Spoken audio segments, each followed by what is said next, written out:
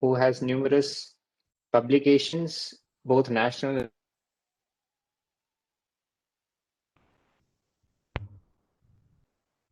the attending physician to the Honorable Chief Justice of India, and has been attending on various former Prime Ministers of India in professional capacity. He has spared time to educate us, enlighten us all on very relevant topic of role of lifestyle in non-communicable diseases like hypertension, diabetes, and heart disease. And I'm sure this is a very relevant topic for everybody. Those who have it, those who have their loved ones suffering from this disease, or those who are prone to this disease because a lot of factors are beyond our control, like genetics and other predispositions. So, but there are some things that we can control, which are the lives. And Dr. Lal would be telling us what role lifestyle has in hypertension, diabetes, and heart disease prevention, management, and delaying the complications. So over to Dr. Lal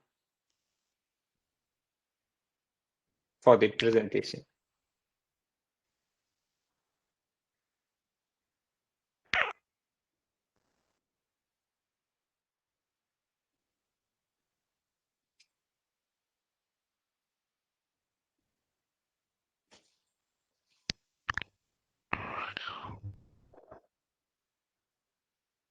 I would request everybody to please keep your phones on silent and keep yourselves muted. Please ask relevant questions in the chat box and are related to the topic, which will be answered at the end of this presentation.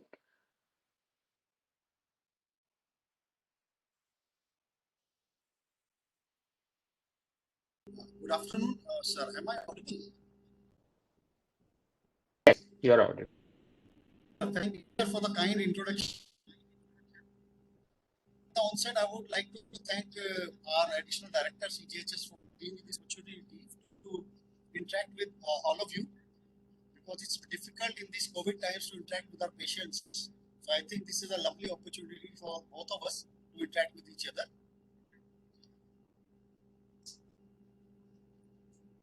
I bring with me greetings from Safdarjung Hospital. As you know, Safdarjung Hospital is one of the biggest central government hospital, and just for your information, it is catering to CGHS patients on a daily basis. On the third floor, it has a dedicated CGHS wing, and comprising of most of the specialties and services of which can be taken by all of you. So, coming to the topic, first of all, what is healthy? Do we know what is being healthy? Most of my slides, just for information, most of my slides are in English. So, just for the benefit of our Hindi-speaking friends, I might be speaking few lines or few sentences in Hindi for their benefit. So, when we say healthy, normally we say, I don't have any disease, I've never taken medications, I don't go to a doctor, so am I healthy? तो क्या ये सही परिभाषा है स्वस्थ होने की? WHO क्या कहता है? WHO, World Health Organization says, health is a state of complete physical. Now, physical part is the part we really concentrate on. But going beyond physical, it also says mental and social well-being.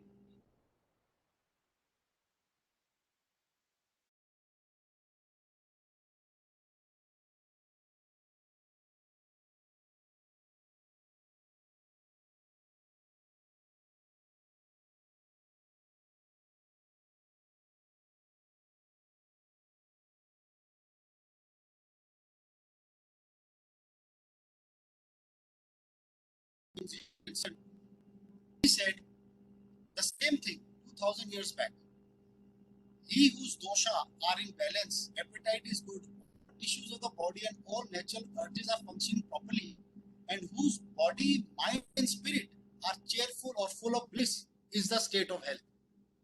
तो we Indians have a rich culture, और ये information हमारे पास 2000 साल पहले थी, जो अब हमारे पास दोबारा इंटरनेशनल ऑर्गेनाइजेशंस इंप्लीमेंट कर रही है. लेकिन sadly we are drifting away from the knowledge of our ancestors. Now, why do I say this? मैं ये सब बातें क्यों कह रहा हूँ कि हम इनसे दूर जा रहे हैं?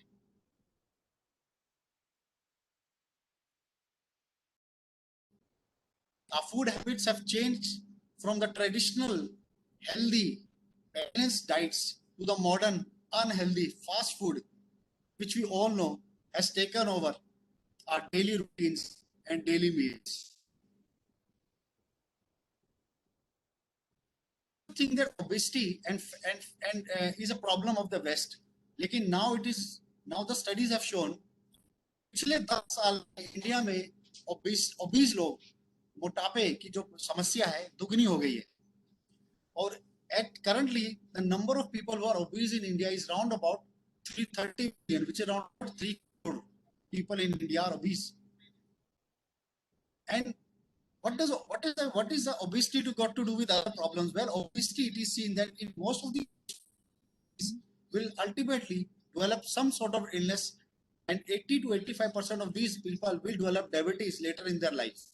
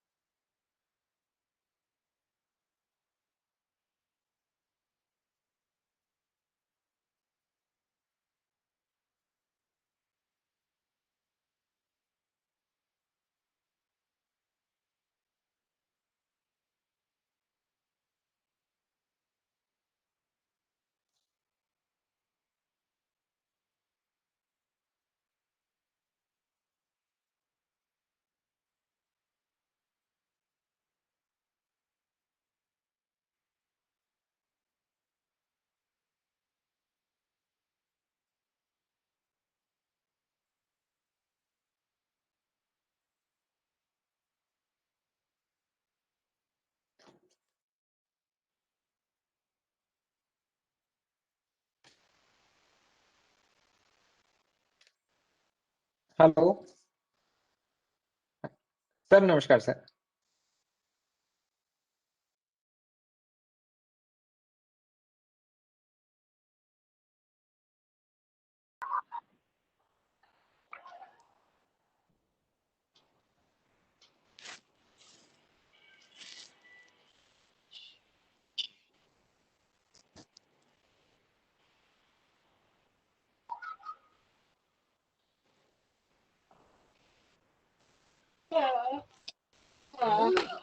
এখন কেউ ঢুকছে বেরোতে ঢুকছে যে ভালো ইন্টারনেট ছাড়া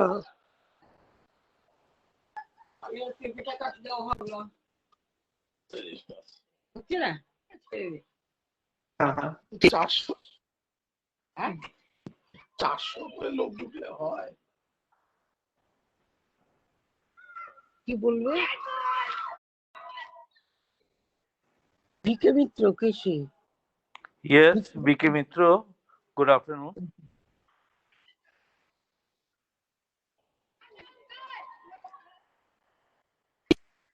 Hello, I think there has been a technical glitch, so I will have to take on from here. As you already know, that Dr. Lal was telling us uh, the role of lifestyle in non-communicable diseases, and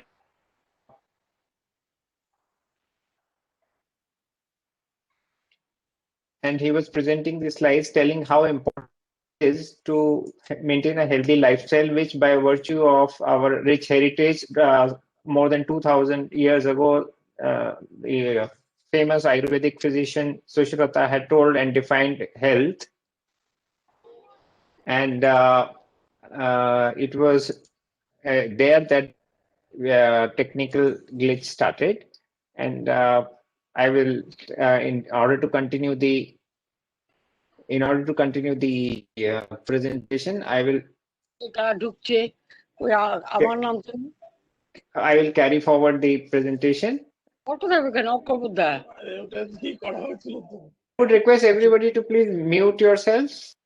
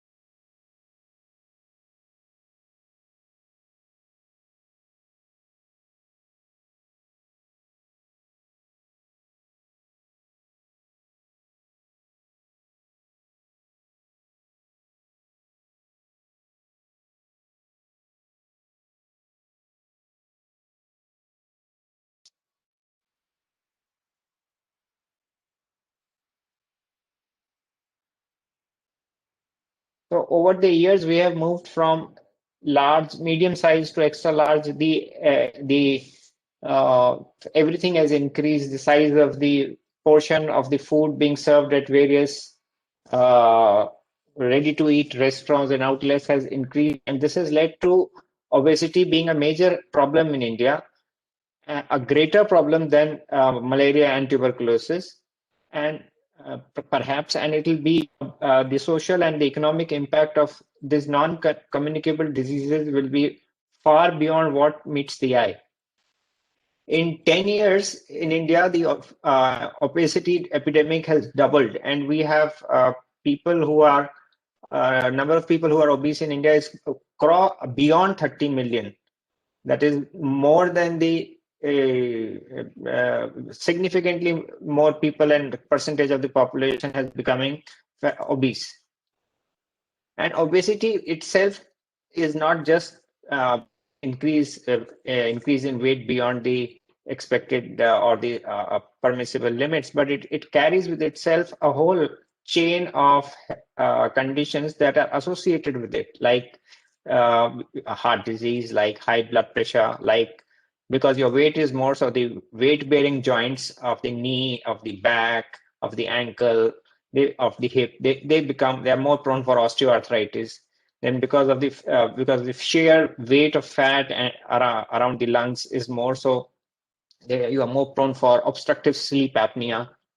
And because the content of the fat is more in the blood, so one tends to develop hyperlipidemia, that is increasing cholesterol, and because of everything else, this type 2 diabetes is also more.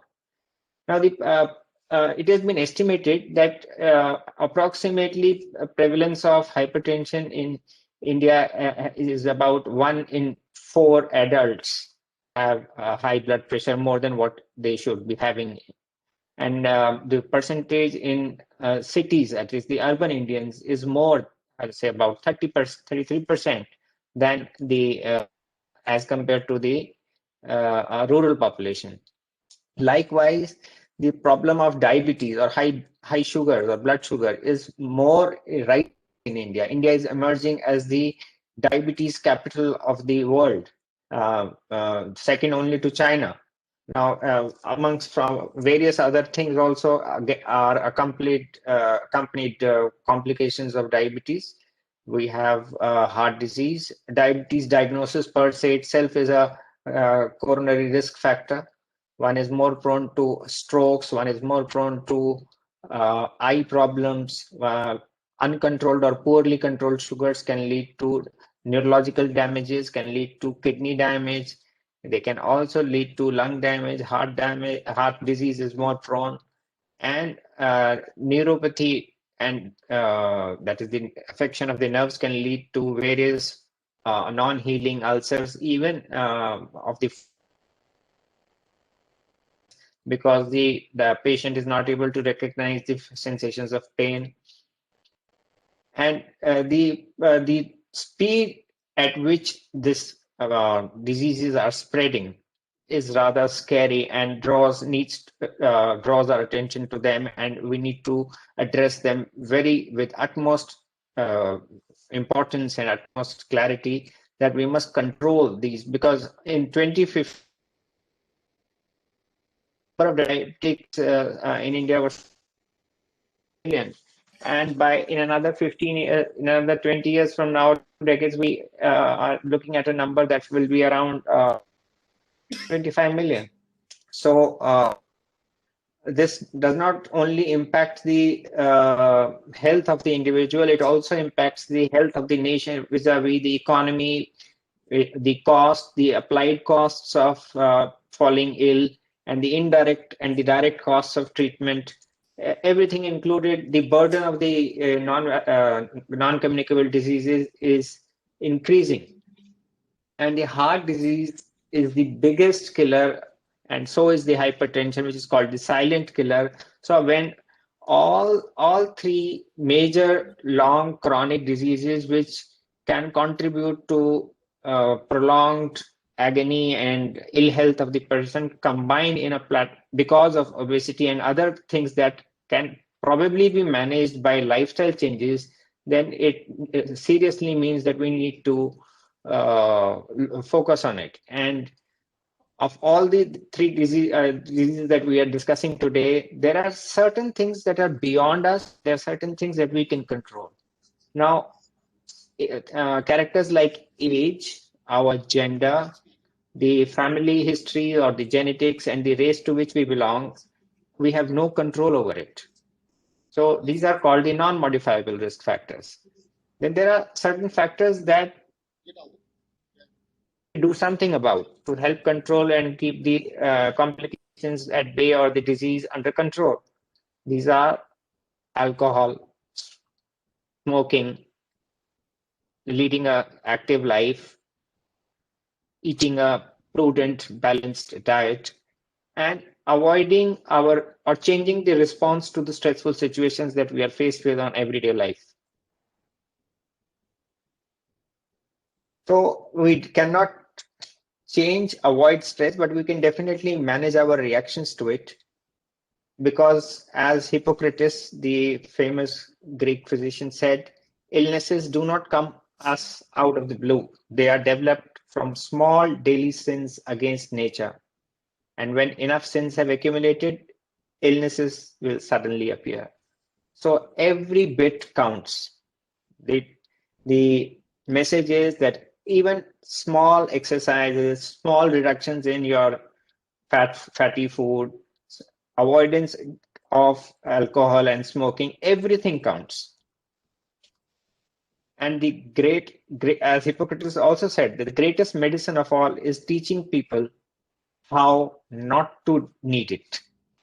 So if we can manage our health in a manner that we don't have to take our medicines, then I think that is the best thing that can happen to anybody.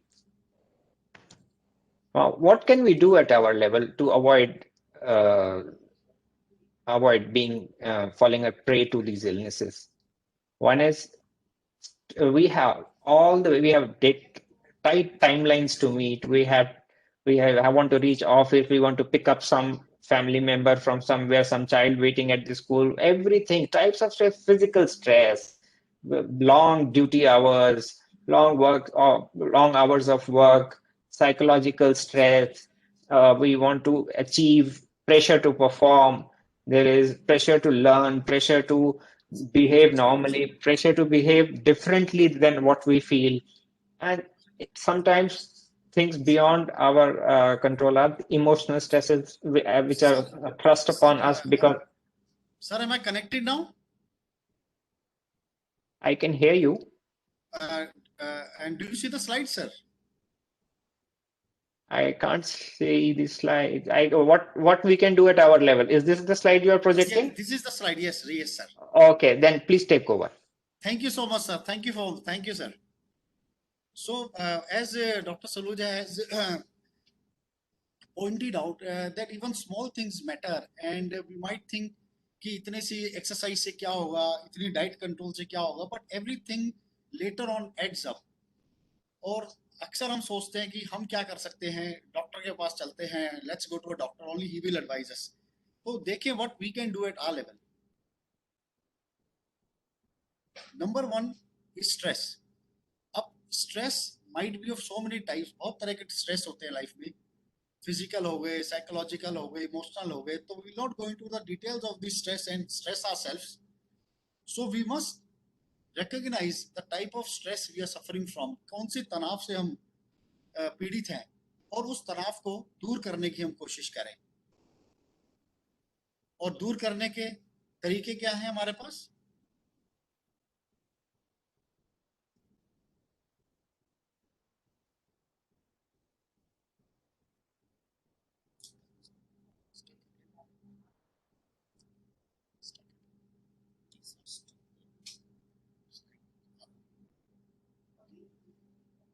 So, what are the ways हम किस तरह से अपने आप को D stress कर सकते हैं? तो अगर हम इस स्लाइड को देखें, इसके अंदर बहुत सारे आसान तरीके दिए गए हैं, जिससे हम अपने आप को डी स्ट्रेस कर पाए. Number 1, slow down. धीमे चलिए. धीमे चलने का मतलब ये नहीं कि आस्ते आस्ते चलना है. मतलब जिंदगी को खराब दीजिए, आराम से चलिए. जिंदगी में बहुत स्ट्रेस मत लीजिए, बहुत भागदौड़ में मत रहिए जिंदगी के. Be positive. एटीट्यूड अपना पॉजिटिव रखिए. जो भी कुछ होगा अच्छा होगा. अनप्लग, एंजॉय लाइफ की. जो भी कुछ है आपके पास उसे एंजॉय कीजिए. ये मत सोचिए कि मेरे पास क्या नहीं है. ब्रीथ. व्हेन आई से ब्रीथ, एक तरह लंबी लंबी सांसें लेने का अभ्यास कीजिएगा बैठे बैठे. Take long deep breaths. बाहर घूम में आइए, और अगर हो सके तो थोड़ा बहुत योगा कीजिए, मेडिटेट कीजिए. इन सब साधनों से आप अपनी लाइफ का जो स्ट्रेस है काफी हद तक कम कर पाएंगे. Number 2 is decrease alcohol. Now this is, अगर आप देखेंगे the effects of alcohol don't take too much of time to come. जब आप अल्कोहल छोड़ देते हैं, only after 3 weeks of stopping alcohol और quitting alcohol, what do you see? There is a reduced risk of heart problems and stroke. Only after 3 weeks of stopping alcohol. Imagine the benefit of stopping alcohol. There is improved vision, better kidneys, around about 2000 to 3000 calories of intake is saved, because with alcohol normally there's a lot of intake of food, so and a lot of extra fat which is taken along with alcohol. और इन सबसे ज्यादा जरूरी अगर आप देखें, money saved. कितना पैसा हम बचाएंगे जो कि हम दूसरे कामों में, साधनों में इस्तेमाल कर सकते हैं. तो सिर्फ 3 या 4 हफ्ते शराब अल्कोहल छोड़ने या बहुत कम करने के बाद ही हम देखेंगे उसका असर आना शुरू हो गया हमारे दिल पर, हमारे किडनीज पर, हमारे ब्रेन पर. तो एक बहुत बड़ा फायदा अल्कोहल स्टॉप करने का है. और अगर if there is single resolution which you want to take for 2021 is, I would suggest is stop smoking. This can do wonders for your life and your future. तो अगर आपने एक रेजोल्यूशन लेना है 2021 में, तो इस रेजोल्यूशन को अपनाइए कि मैंने स्मोकिंग नहीं करनी बिल्कुल भी. अभी we just talked about alcohol, and the benefits of alcohol start showing in about 3 to 4 weeks. लेकिन आप इफेक्ट्स ऑफ स्मोकिंग देखिएगा. सिर्फ 20 मिनट के, जब आप स्मोकिंग छोड़ देते हैं, 20 मिनट के अंदर ही अंदर आपकी हार्ट रेट और आपका पल्स कम हो जाता है। 12 घंटे के अंदर your carbon monoxide levels come down.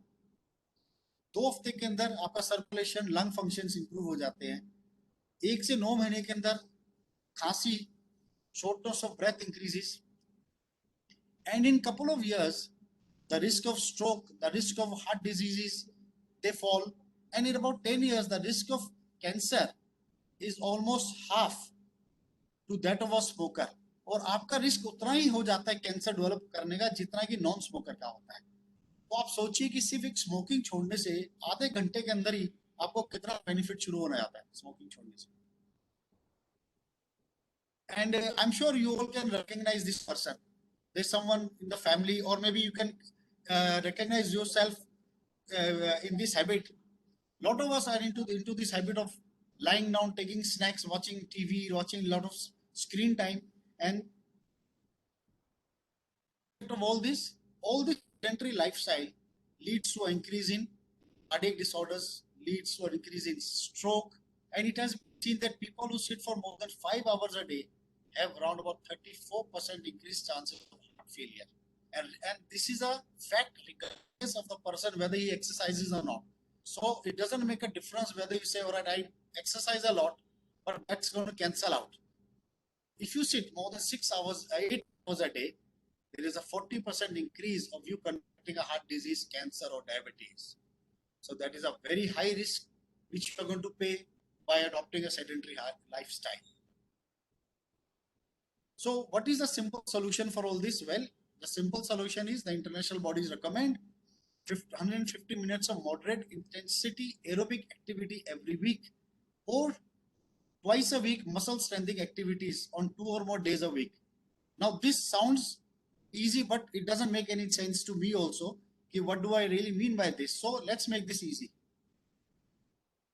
So if possible, every day you should walk as much as you can. If you have a pet, that would be very nice. Try to take the longest route home or to your office or to the shopping area, wherever you're going. Walk up the stairs instead of using a lift.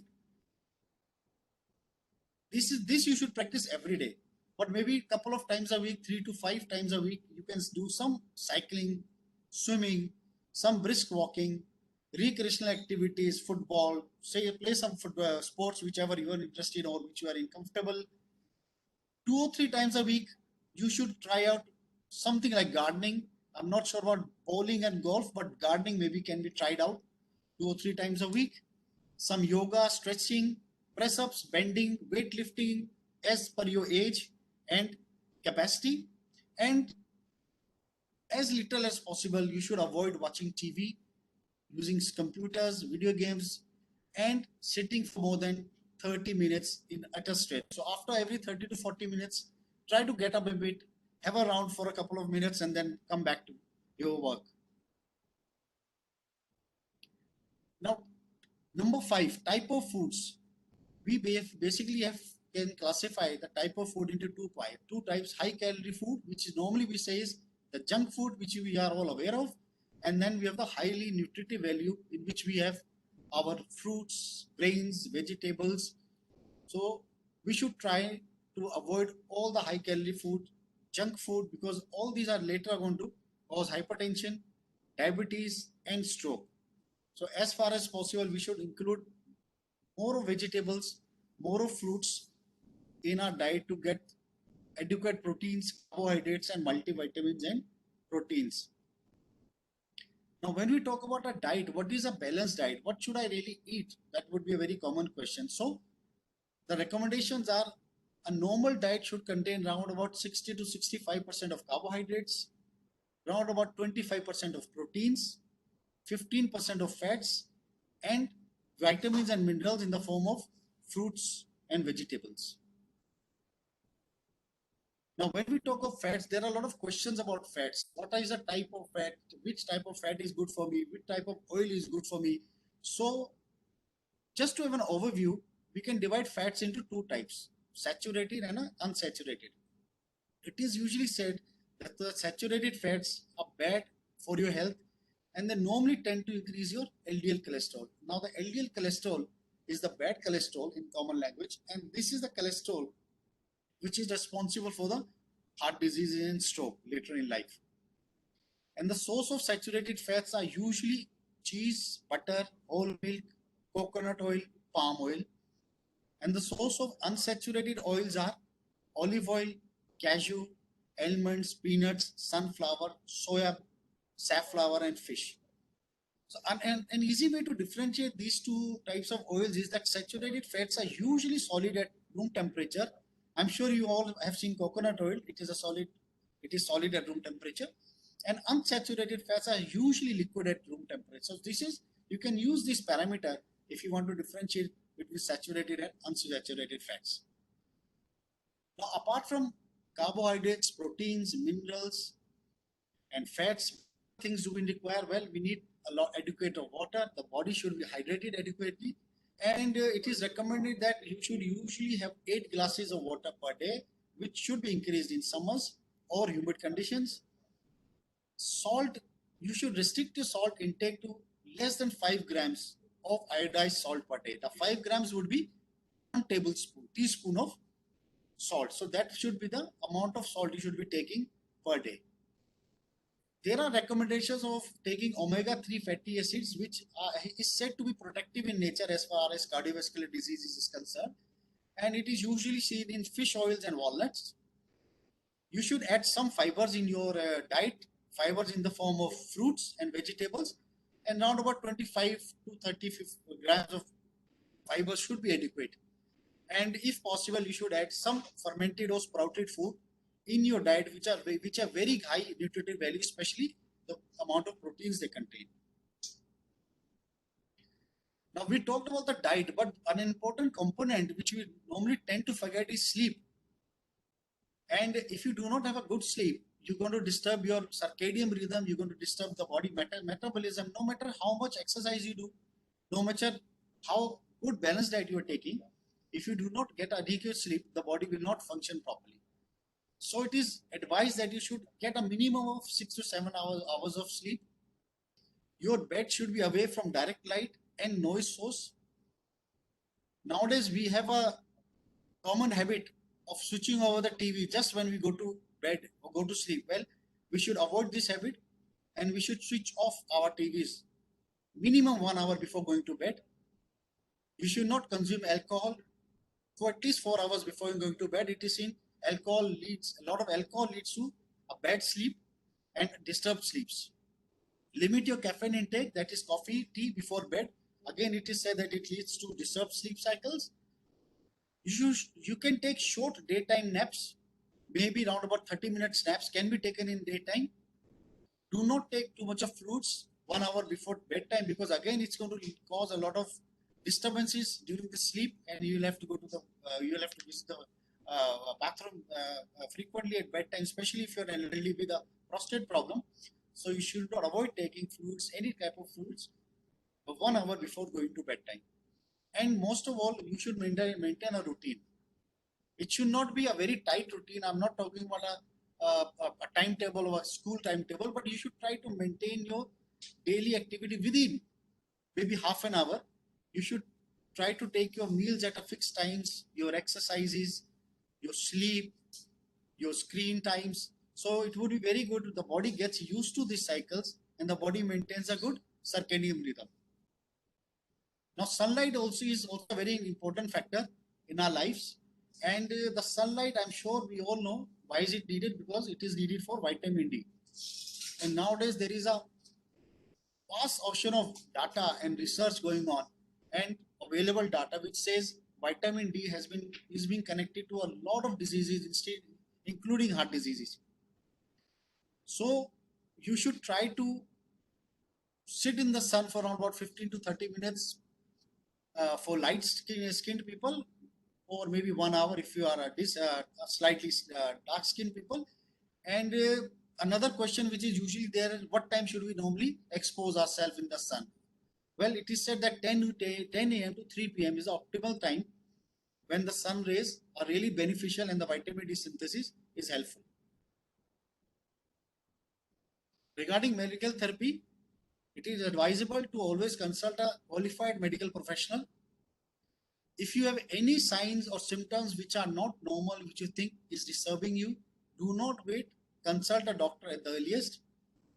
It is advisable to get a regular health check done, especially after 40 years of age, especially if you have a family history of hypertension, diabetes, or cardiovascular diseases. Please do not self-medicate yourselves.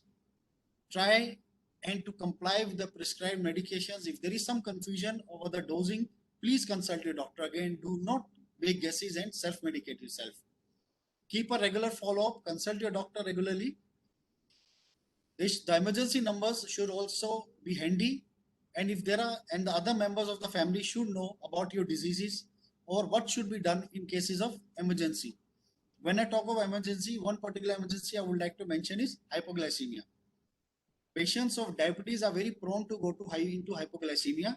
When I say hypoglycemia, I mean to say the sugars do go dangerously low because of the medications, and especially because the patient has not taken his or her meal. So in these circumstances, attendants or the family members should recognize hypoglycemia at the earliest and give first aid medical therapy in the form of glucose or whatever sweet can be taken by the patient, but do not force anything into the mouth of the patient. If possible, keep a glucometer, pulse oximeter, and a BP instrument at home in case of routine checkups at home or in case of emergencies.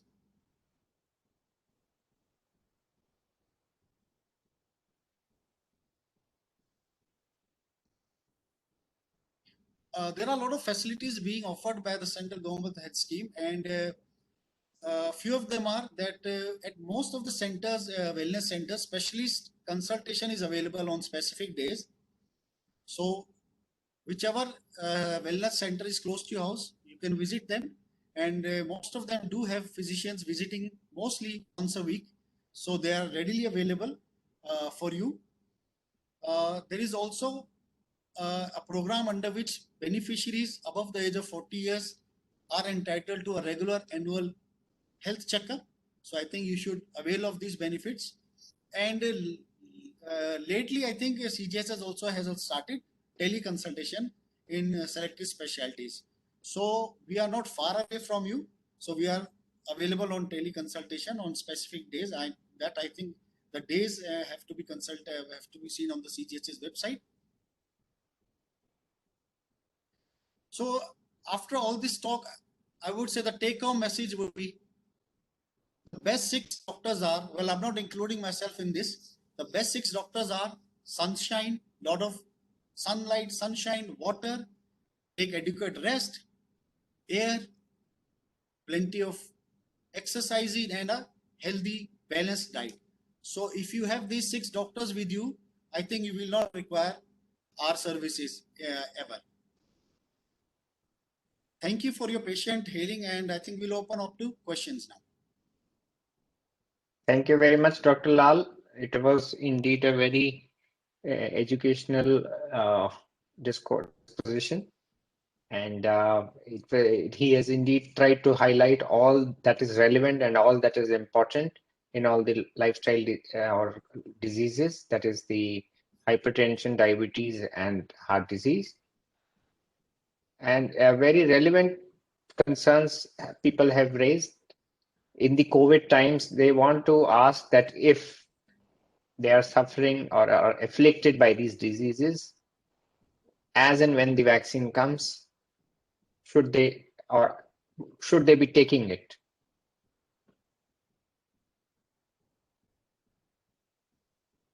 So the Dr. Lal, can you hear? Yes, yes. The question is whether patients or patients with the comorbidities should be taking the COVID-19 vaccine. Is that the question, sir?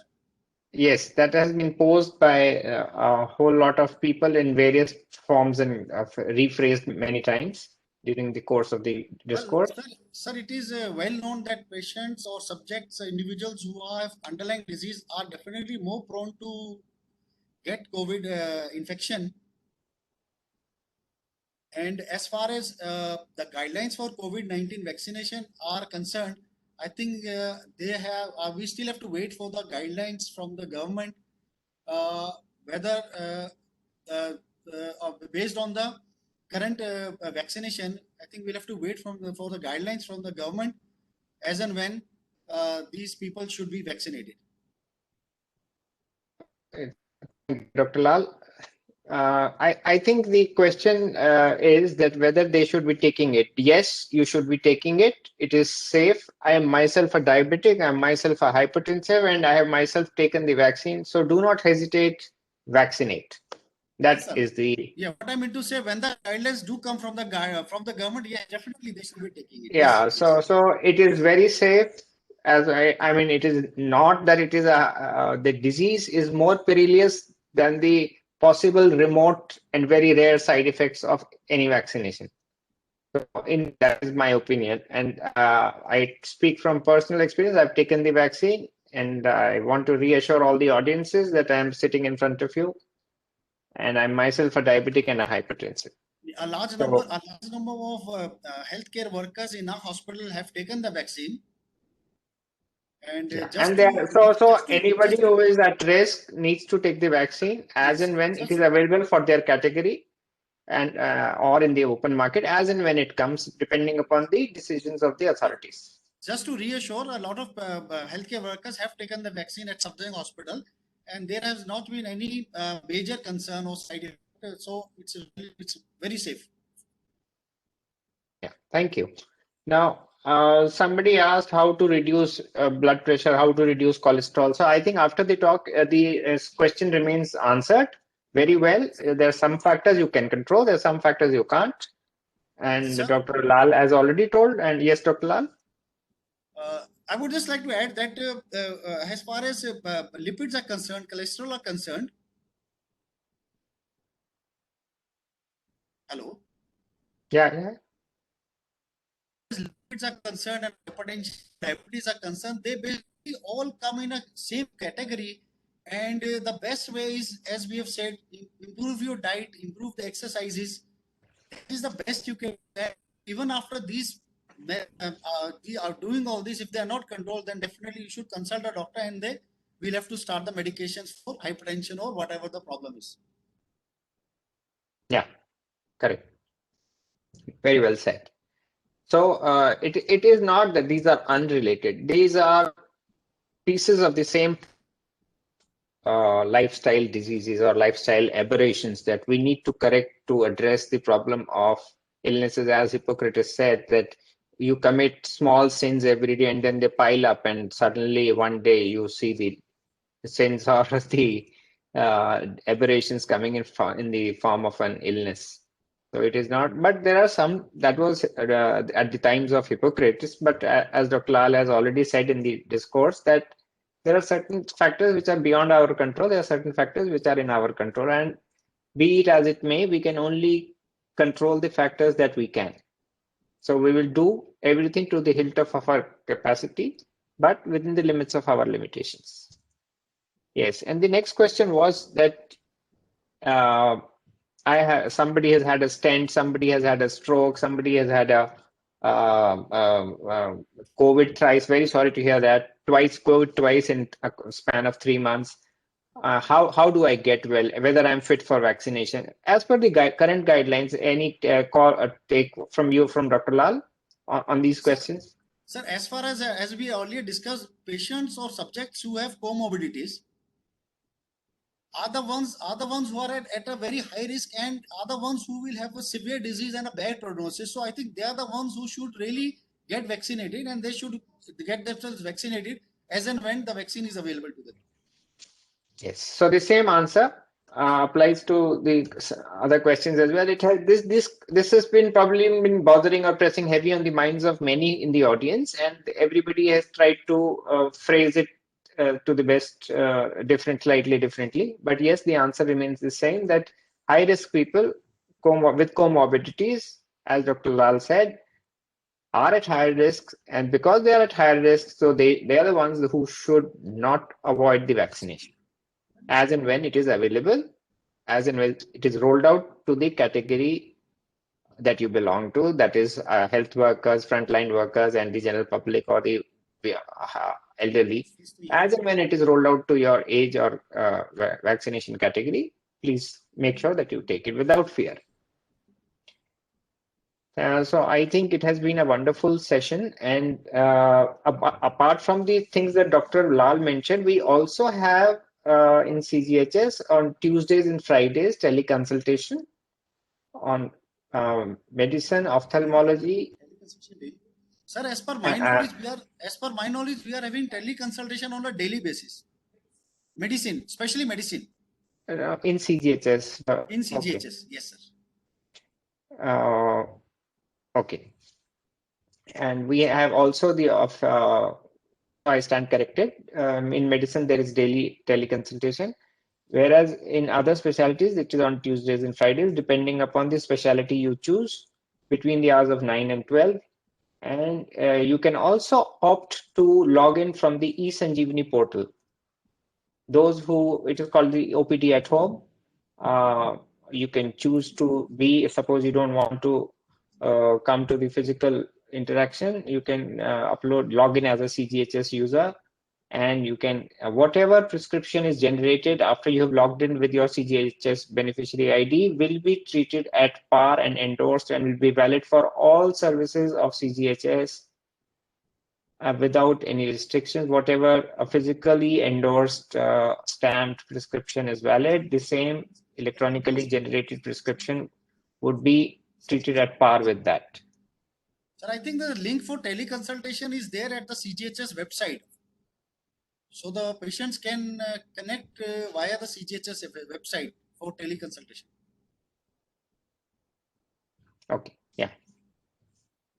So the link is available at the CGHS website as well for your convenience, and preventive health checkup is available to all more than 40 who need to be screened for non-communicable diseases and who do not yet are known to have it.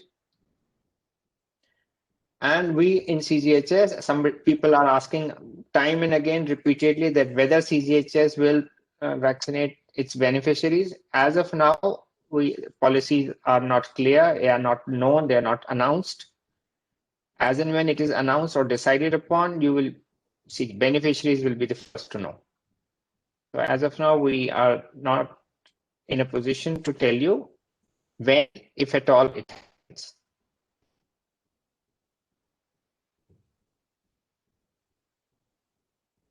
Somebody wants to. There are a few questions on diabetes. I'm not sure. Are there some questions on diabetes, sir? Yeah, there are a few questions on diabetes, but we will be asking rather than discussing specific cases. I think it shall be better if we discuss related to lifestyles rather than specific prescriptions and critically analyzing the prescriptions that are being shared with us.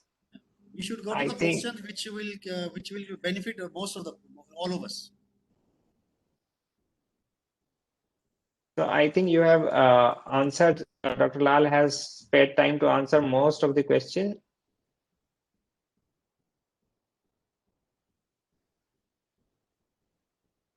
That slow release metformin is banned in developed. This. Dr. Lal? No, sir, currently it is available and it is approved here. So we are using it. So as of now, it is available and it's not banned in India. So as per my knowledge, it's not banned here. Okay.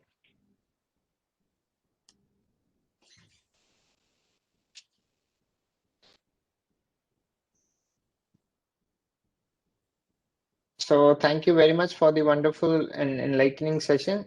We'll keep you posted for the next topic as and when it is decided, and it will happen very soon. So thank you. Take care. Stay healthy. Stay safe. Bye-bye. And I thank all the audiences and Dr. Lal and the organizing team at NIC and the headquarters for all the good work for smooth functioning of this webinar. Thank you, everybody.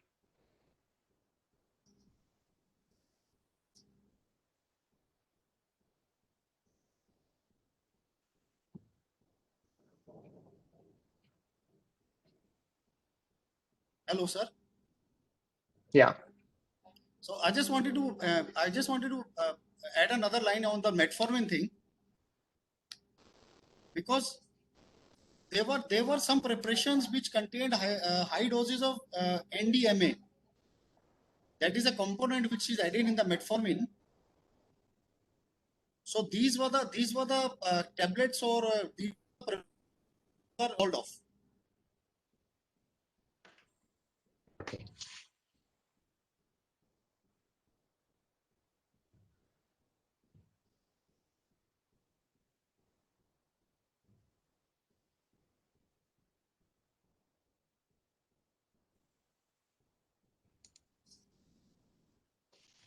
Thank you.